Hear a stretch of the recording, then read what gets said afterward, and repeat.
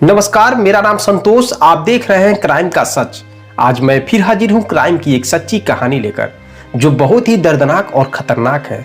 यह कहानी एक ऐसे खूनी सीरियल किलर की है जो मासूम बच्चों को अपना हवस का शिकार बनाता है और वह मासूम बच्चों को पहले किडनैप करता है, फिर उनका हत्या कर देता है। हत्या करने के बाद शव के साथ वह रेप करता है।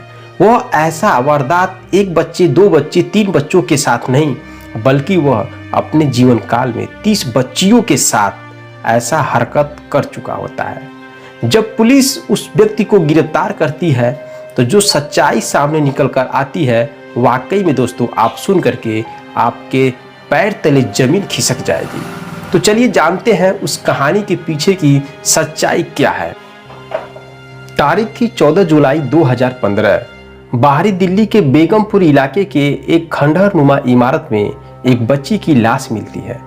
पुलिस मौके पर पहुंचती है और उस बच्ची के लाश को उठाकर पोस्टमार्टम के लिए भेज दिया जाता है। लेकिन बच्ची के लाश के बगल में ही एक आईडी प्रूफ मिलता है।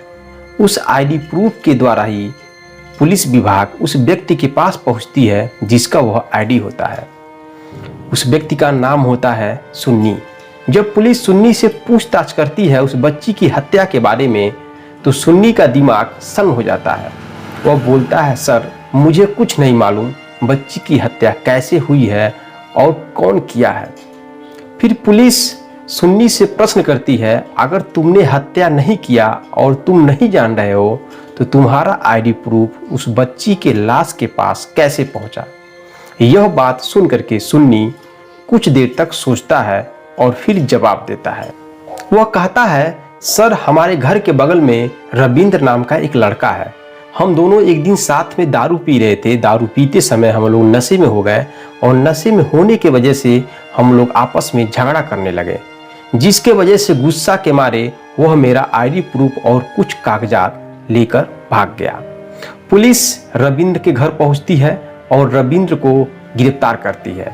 रविंद्र से जब पूछताछ किया जाता है इस हत्या के पीछे की कहानी, तो दोस्तों रविंद्र तो कम से कम 30 बच्चियों के साथ ऐसा कर चुका था। हालांकि दिल्ली पुलिस ने इस मामले में अदालत से रविंद्र को फांसी की सजा देने की मांग की थी, लेकिन कोर्ट ने कहा कि किसी भी मुजरिम को फांसी की सजा देने की पहली शर्त यह है कि उसका गुनाह तमाम शक से परे हो। लेकिन इस मामले में ऐसा नहीं है।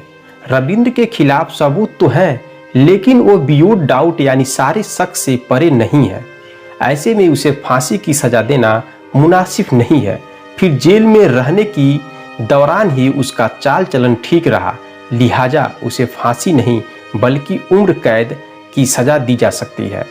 हालांकि इसके बचाव पक्ष से उसके गरीब होने की बात कहते हुए उससे रियायत बरतने की मांग की गई थी, लेकिन अदालत ने कहा किसी भी गुनाहगार को गरीब होने की वजह से माफ़ी नहीं दी जा सकती, क्योंकि कानून में ऐसा कोई प्रावधान नहीं है।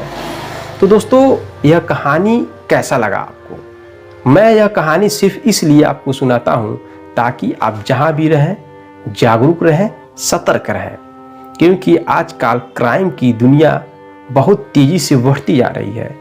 क्राइम कब कौन कहाँ कर सकता है इसकी कोई गारंटी नहीं है, इसलिए आपको जागरूक और सतर्क रहना बहुत ही जरूरी है। मिलते हैं नेक्स्ट वीडियो में नेक्स्ट कहानी के साथ। तब तक के लिए जय हिंद, जय भारत।